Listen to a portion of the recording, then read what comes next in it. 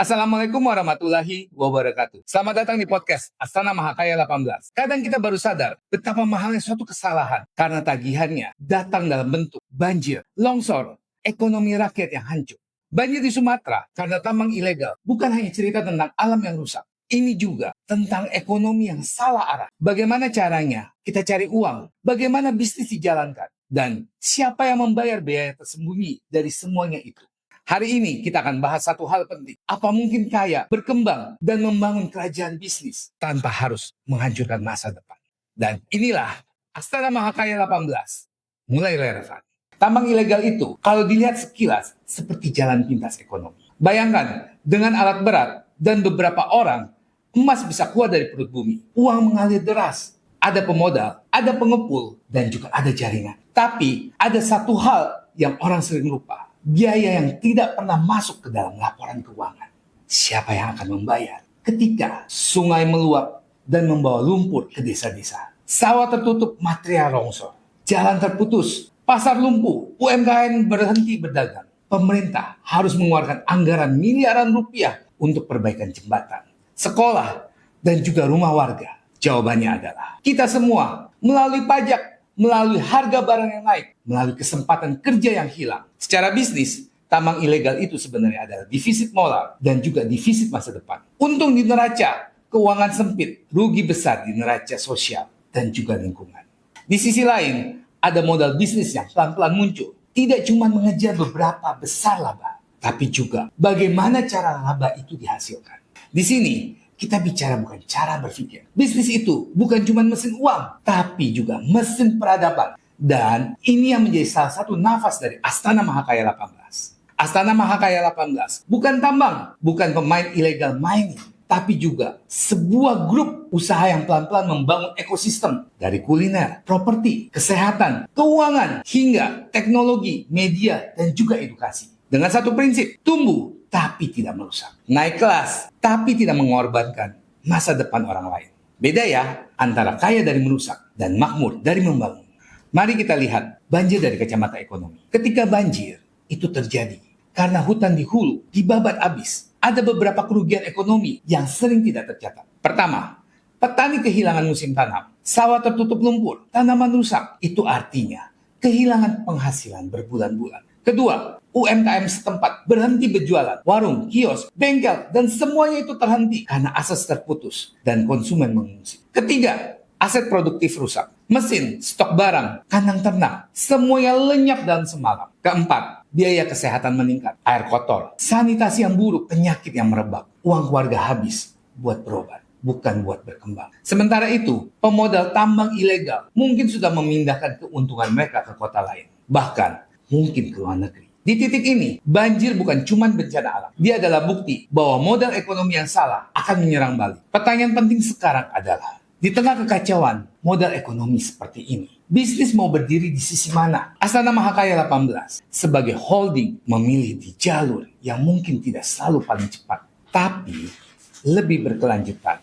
Bayangkan kalau di sektor kuliner dan FMCG, Astana Mahakaya 18 dorong rantai pasokan yang untuk lebih fair untuk petani, mengutamakan bahan baku lokal, menghidupkan ekonomi daerah, dan bukan sekedar jalan murah, jual mahal. Di properti, pengembang kawasan tidak asal gusur, tapi memikirkan drainase, ruang hijau, dan tata ruang yang benar. Supaya 10-20 tahun ke depan, kawasan itu bisa tidak jadi langganan banjir. Di sektor keuangan dan layanan investasi, mereka lebih senang untuk membiayai proyek yang memiliki dampak sosial dan lingkungan daripada dampak bisnis-bisnis hitam yang bisa merusak hutan dan sungai. Di media dan edukasi, Astana Mahakaya 18 memakai platformnya untuk berbicara tentang pentingnya bisnis beretika dan juga bahaya tambang ilegal. Juga tentang memilih ekonomi yang tidak perlu mengorbankan desa di kaki gunung. Dengan kata lain, Astana Mahakaya 18 tidak datang sebagai pahlawan yang menyelesaikan semuanya, tapi sebagai contoh bahwa bisnis itu bisa memilih jalan yang berbeda. Satu usaha yang baik itu penting, tapi satu ekosistem usaha yang saling nyambung itu lebih kuat. Bayangkan, ekosistem Astana Mahakaya 18 seperti ini. Unit usaha makanan dan minuman, menyerap hasil tani, membantu petani punya harga yang lebih baik. Unit media dan kreatif, mengangkat cerita petani, pengrajin, UMKM, mengubah mereka dari korban keadaan menjadi tokoh utama dalam kemandirian sosial. Unit keuangan dan investasi menciptakan skema pembiayaan yang lebih sehat, membantu usaha-usaha kecil naik kelas tanpa harus lari ke sumber uang yang gelap. Unit properti dan infrastruktur membantu hunian, kawasan bisnis, dan fasilitas publik dengan prinsip tidak melawan alam, tapi selaras dengan tata ruang dan daya dukung lingkungan. Kalau modal seperti ini diperbanyak, bayangkan efeknya di Sumatera dan wilayah lain. Rakyat punya sumber penghasilan yang jelas, ekonomi tumbuh, dan sektor legal serta yang sehat. Sehingga tidak ada tawaran tambang ilegal. Jawabannya bisa tegas, maaf, kami sudah punya cara lain untuk hidup yang layak. Seringkali orang terjun ke tambang ilegal bukan karena mereka jahat, tapi karena mereka putus asa. Tidak ada pekerjaan, tidak ada pasar yang menghargai hasil kebun, tidak ada akses permodalan.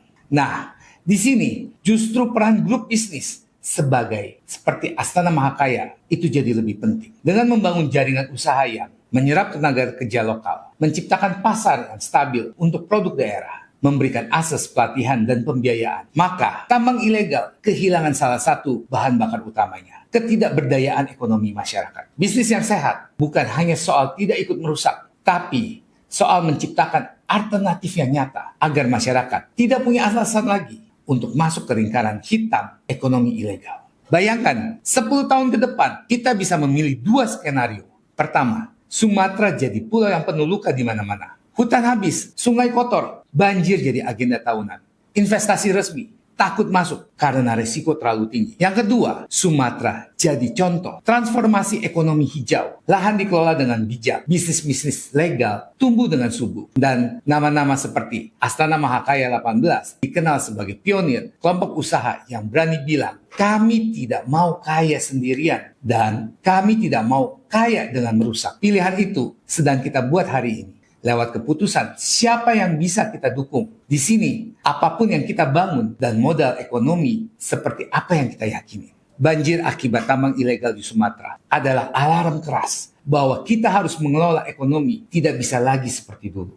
Kita butuh lebih banyak grup usaha seperti Astana Mahakaya 18. Berpikir panjang, berani investasi di sektor yang membangun, dan juga menjadikan profit people dan juga planet sebagai salah satu paket yang tidak bisa dipisahkan. Karena pada akhirnya, apa arti Mahakaya kalau yang miskin adalah hutan kita, sungai kita, masa depan anak cucu kita? Saya John Premik, dan ini adalah pengingat kecil bahwa bisnis bukan cuma soal angka di laporan keuangan, tapi juga tentang warisan seperti apa yang ingin kita tinggalkan. Apakah kita ingin dikenal sebagai generasi yang menghabiskan semuanya, atau sebagai generasi yang membalik keadaan dan bisa membuktikan bahwa ekonomi yang beradab itu mungkin. Dan Astana Mahakaya 18 adalah salah satu buktinya.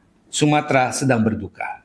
Buat kalian yang ingin membantu teman-teman kita yang sedang mengalami bencana di Sumatera, kalian bisa sampaikan pada nomor rekening yang ada di layar kaca Anda. Bantuan Anda, sekecil apapun juga, itu sangat berguna bagi teman-teman kita di Sumatera. Saya John Premik, pamit undur diri. Wassalamualaikum warahmatullahi wabarakatuh.